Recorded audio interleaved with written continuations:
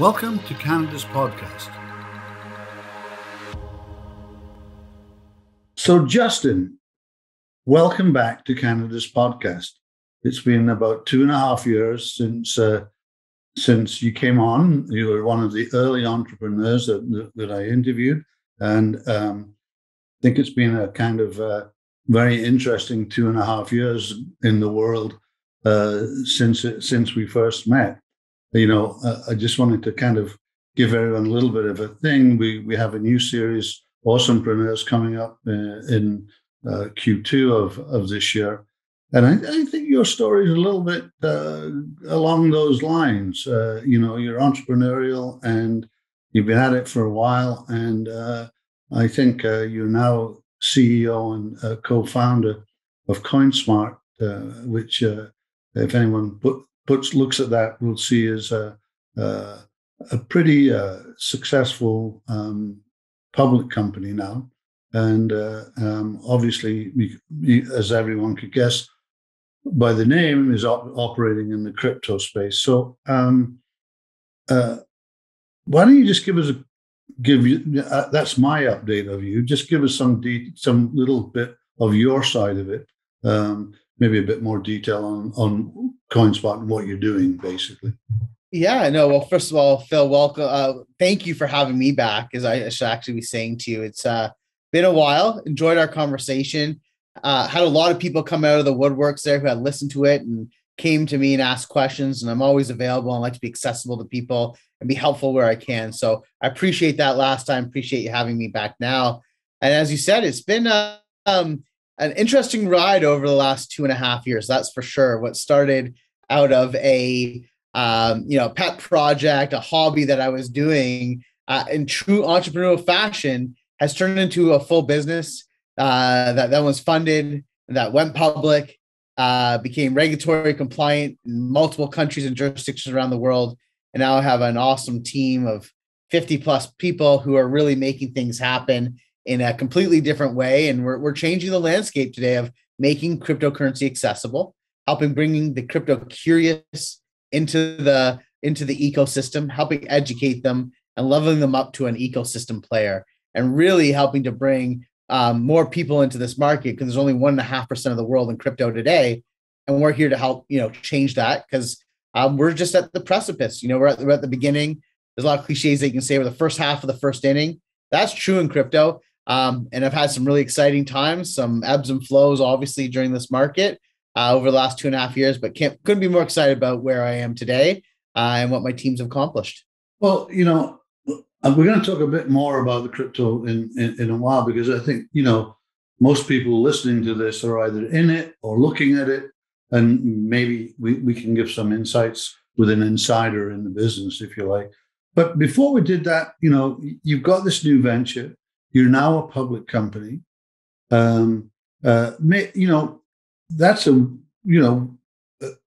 tried and tested sort of financing route for ventures that want high growth. I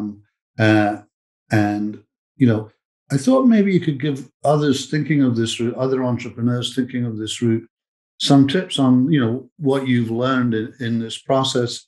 That could be really useful, I think.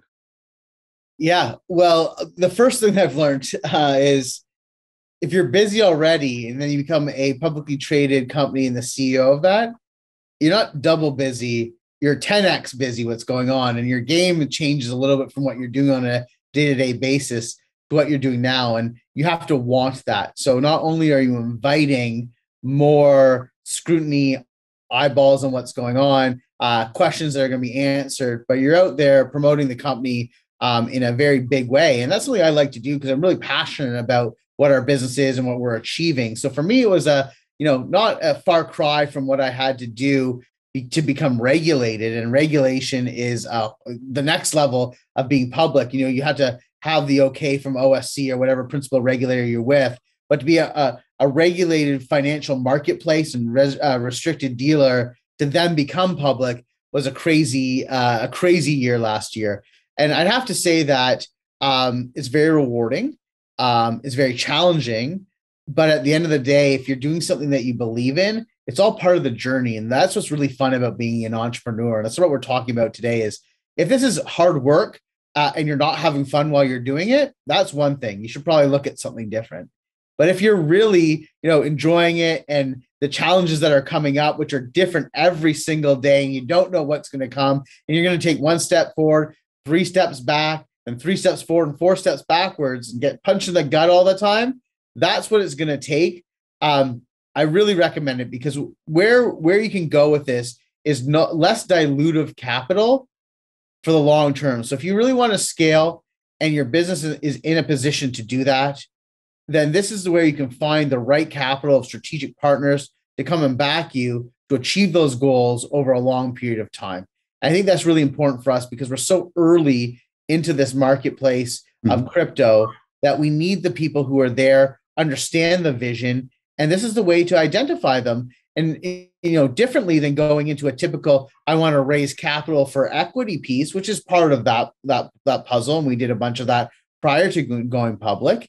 And we went public by, I'll step back, by reverse takeover. So, you may have heard of other people going public and they do initial offerings, IPOs. That's where people are taking money off the table. Some of the insiders, we did this to raise capital, but not take money off the table by doing a reverse merger. So it's cumbersome and you have to have everything really wrapped up. And if you have skeletons in your closet, you got to be prepared to talk about them. And if you're willing to do all those things, it's very rewarding. But it's not for everyone. It's not for every business. And you have to be in the right place because it's about the story, what you can tell to the street, and your future potential. It's not just something you can do out of vaporware or thin air. I hope that's a little bit helpful for people out there. Yeah, I did RTO as well. You're right. I mean, I get with what you're saying. I think it's a long-term play. If you're looking to grow capital over the long term, it's a good way to go. Anyway, I wanted to kind of make this people can go and listen to your entrepreneurial journey 2.5 years ago. I thought I didn't want to repeat that. But, here you are, for the last 3 years, 4 years, you've been immersed in crypto to the point where you started your own operation. So not everyone is sort of familiar with it. So I thought, I was really interested in getting your perspective on the crypto world so that maybe some of the people listening would, they may be on the edge, you may not be interested, but maybe by the end of our conversation, they might have a better perception of it. So I think the first thing I wanted to say is, crypto's been around for a decade, let's say, now, in its current pace, about the last 3 to 4 years. Is the opportunity to make money quickly gone? Is that over? Yeah, I don't think the answer. Well, I know the answer is no. The answer is no. This is, I've mentioned it 3 times already today. I'll continue to do that. We're still early. Does that mean that Bitcoin is going to triple? I don't know. Does that mean that this new coin that no one heard about yesterday, that heard about today, will go up in value 3,000 times? We've seen it consistently happening over the last 18 months. So I'm not one who's going to sit here and tell you where you should invest your money or how you should invest your money. But when you do your research and you start getting into this, you're going to see there's some really good opportunities. And you're going to get into, it's like you can be an angel investor, which you couldn't be before, for small dollar values. You can see new projects that are emerging that you can see have real world value. And if you believe in those, they're the opportunity that you can not only get into them early, but also have instant liquidity, which you wouldn't have in a typical angel investment. So I think there's still definitely some opportunity there. And I think, just backing up to some of the points you asked before, is there still money to be made here? There definitely is. And you're not too late by any means whatsoever. Okay. Why we got into this market was it was difficult. It's hard to get on a platform, hard to send money, hard to trade, hard to understand pairs. And why we wanted to make it, easier, make it accessible, was so the masses could get into it. And in doing that, there's a couple of things that were really key to us. I think they go, and we've built this community behind us and this industry based on this. Is we wanted to get rid of all the misdemeanors that were out there, that this is a bubble, or there's bad actors in the space. And we've heard a lot of those crazy stories right here in Canada.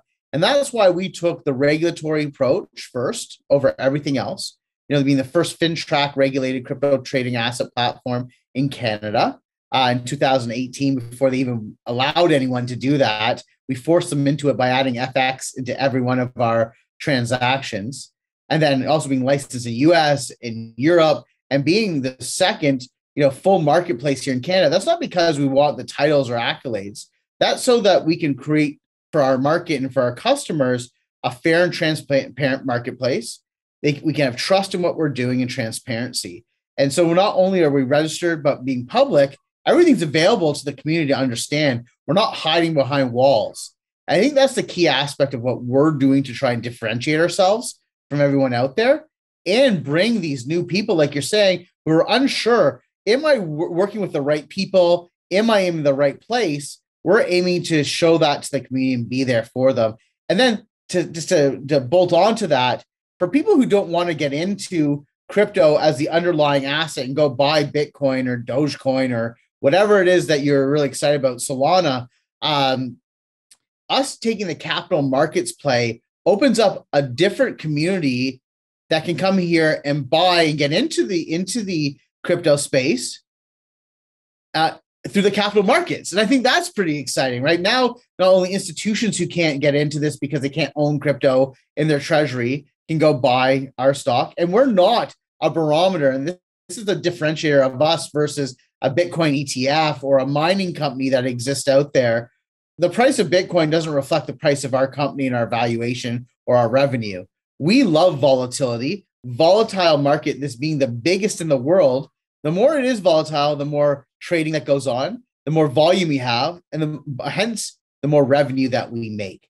So that's where we become a hedge against pricing and volatility in the most volatile market, and give people on both sides of it, crypto, enthusiasts, a way to get into the capital markets and put them in their TFSA if they want to do that.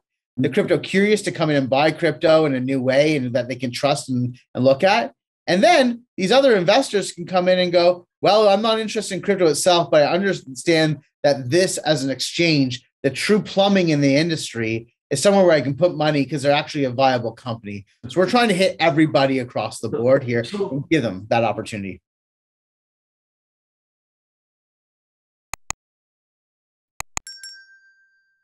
So what really is the future, the long-term future of crypto versus fiat currencies? Okay, I am not one of those conspiracy theorists or really deep-rooted individuals, an ethos player that says crypto's going to go, fiat's going to go away. I don't think it ever is. We always have a need for it. Maybe not in the form of cash, like we have today, where you have $100 bill or a $10 bill or a toonie, here in Canada. But I think there's a real need for transparency in financial institutions. Why do you go to the bank today, your trusted bank that's there for you? You're in Canada, there's 5 of them, and we love them, but why are they charging you 250 to 300 basis points for trading a $1 American to $1 Canadian? They pay 2 to 5 basis points at the most. That's almost, predatory if you think about it. If there's any other non-bank was charging that sort of pricing, you think something was going crazy.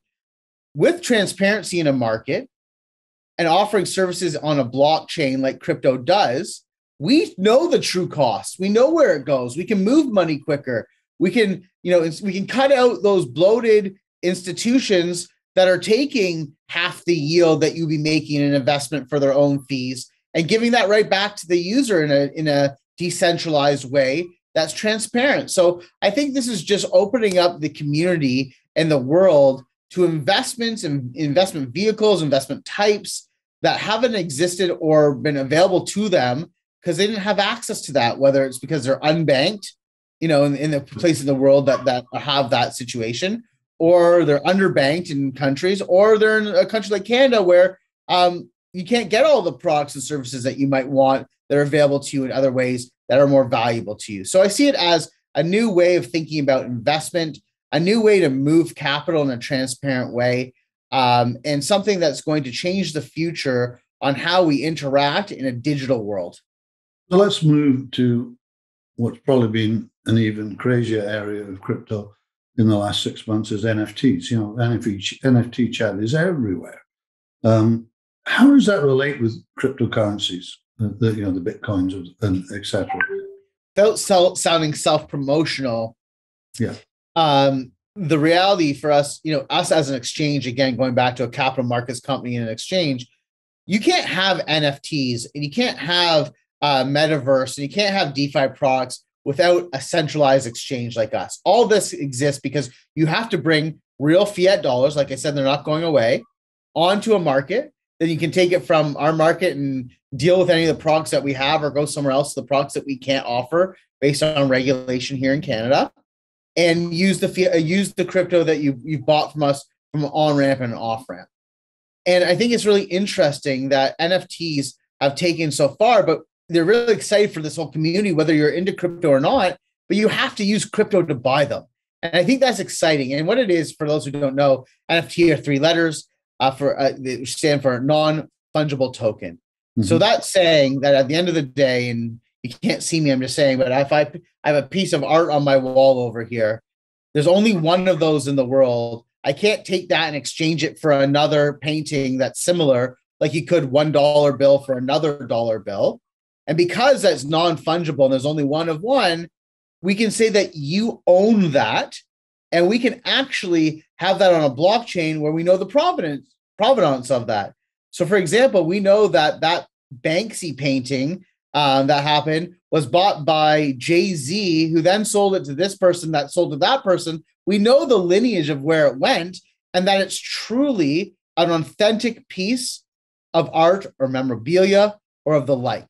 So this is just the beginning of NFTs, and it is very exciting. And it's all about digital art right now and the ownership thereof. And it's about collectibles.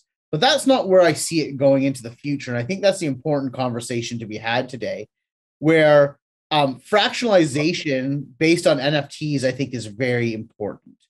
And, I'll talk about a company that I know. It's called Willow. And Willow, what they do is they fractionalize. And I think they just became OSC and CSA registered as well, which is a very interesting thing, where they fractionalized real estate. So now you want to be a real estate investor, but you can't afford that $1 million down payment to have that sixplex in Canada. Now you can bring a consortium of people together instantly, taking 30 seconds to write up what you're doing, the building, all the details are coming pulled from online. And now you can crowdsource essentially 1 million investors at $1, then go buy that building, manage it the way you had hoped, have the business plan behind it, then show a return back. You can do the same thing with a sports team or a fancy car or whatever it may be. And that's where we're going in the future. Again, bringing access to financial instruments that might not be attainable by everyone to now make everyone have the ability to attain that. And I think that's really key. So is this the right timing to invest? I mean, the crypto market's been bouncing, or should I wait? For me, not where you said, the fact that there's lots of trading is great, but as the individual, is it just too volatile at the moment? Well, again, I think where we are, we've seen it. Bitcoin. We'll just talk about that. Bitcoin's king. It's the brand name in this space. We've seen it high as 69,000 US. We've seen it as low in the last 2 years, as low as 3,000 US. So it's very volatile, but these are the times that I would dollar cost average into the market. We just saw it come down from 50,000 to 36,000. We have a saying here. I won't say the word because it's crude, but it's called BTFD. Buy the something dip. When the market's going down, and it's going opposite, we see a lot of people selling, they're panic selling. Hold on. If you think that it's a bad time, to zoom out to see what the charts look like over time, not in that individual period. And when we see a dip in the market under what we call like a natural band of, where we see some resistance over time, that's where you should be buying, in my opinion. And you should own it at various price points. And that's what dollar cost averaging is. So I would say at any time in the market that you see it dip down, that would probably be the opportunity to buy or start trading on it. So, I mean, with tax time looming, is crypto investing tax advantageous? Well, we're just starting to see some real guidance from the CRA on this. I was just reading about this earlier this week. They put out some posts on it. They're treating it much like any other investment out there. So it can be advantageous. If you're taking some losses and you need a write-off at the end of the year, maybe you want to solidify that by selling some at a loss. And on the other side, is tax like a capital gain. So I think those are all positives in our country here in Canada. And I think it's nice that we're seeing a little bit more guidance on that. And I'm still learning about that. So I don't want anyone take that with a grain of salt, and definitely talk to your accountant about that. But that is what I'm seeing. And I feel confident about that being the proper approach to how this is treated. So if I'm moving into crypto, should I be using a crypto wallet? Oh, well, there's a couple ways of looking at this. They say, there's a saying in crypto, not your keys, not your crypto. So that means if you don't have your own wallet and it's under your control and no one has access, well, then maybe someone can get access to it. So it's always a good idea to have that. I think that was very significant for a long period of time. But as regulation comes into play, and it is significantly worldwide, not only here in Canada, there's a lot of things like it's not the Wild Wild West anymore. We have to have anything that we're holding on behalf of our customers has to be 95% in cold storage. So offline at a real trust company, just like your stocks and bonds are held with a trust company, that also has to be insured. We also have to have self-insurance on things that are in a hot wallet or in transactional wallet at a time. These are things that are audited on a internally very often through the regulators, also, monthly, if not more, across the board. So there's a lot of things that are being put in place to ensure that your coins are secure, especially dealing with a company like ours. So I think, and there's reasons for that, and I get it, and it might be a cost center, but it's safety and transparent, and I like that. So there's not as much reason to have it on your own, especially because there's rationale to have it on an exchange where you can go trade it at will, and you don't have to bring it on and offline like you would in a traditional sense of having a cold wallet or a mobile wallet, which could get lost as well. And I think at the end of the day, we're really just creating an environment where in an evolving environment where there's so many places that you might want to stake your coin or lend it out to receive very high yield payments back. You can get upwards of 20% a year on your cryptocurrency that you have, where if you're keeping dollars in your bank account, you're making pretty much negative interest in a lot of these markets. So it's important to have, and I think you should, if there's stuff that you're just planning on holding for a really long time, for 10 years, 5 years, whatever it may be, have it in your own wallet there. If it's something that you're looking to spend and use daily actively, have it in a mobile wallet so you have access to it. But then I think you can feel really confident in the centralized exchanges and in the security they have behind it to keep dollars there or fiat there, crypto there. Okay, so let's move out just a little bit from the kind of crypto advisory, if you like, that we've just been through, and just come back to you a little bit. So here you are. You're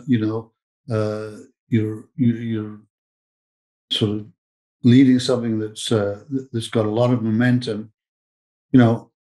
What do you see yourself? What's your biggest challenge for the next 2 years? You would say. My biggest challenge is really finding the best team members, and we have a little bit of advantage being crypto so interesting. We've taken some incredible individuals, our chief compliance officer, chief legal officer, marketers from the best in their industries and all these traditional industries, and help bring them to our team. But it's really scaling more of that so that we can move at a scale in which cryptocurrency is moving at the same time. So I think that's important to understand that our market doesn't look the same like it did 3 days ago or did 3 months ago. It is ever changing, and finding people who can keep up with that, one, two, who can scale and move as quickly as we are is key. So finding the team, building the team, and move forward there, keeping up with technology, working hard with regulators to bring very positive change to an industry, to allow us to offer product that other people want to not go off to other jurisdictions to get.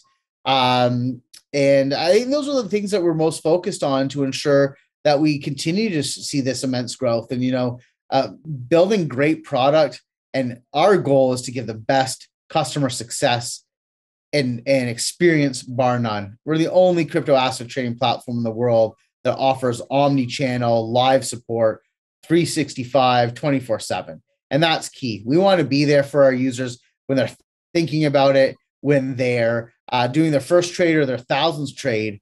We want to make sure that we can service them. And because of that, 30% of our organic growth comes from our evangelistical clients that we do a good job for, referring their friends and family. So that's a key aspect for us moving forward. Justin, it's been really interesting. Thank you for coming on. I'm going to keep tracking you. You keep tracking us. Like I said the last time, lots of people listen to our stuff.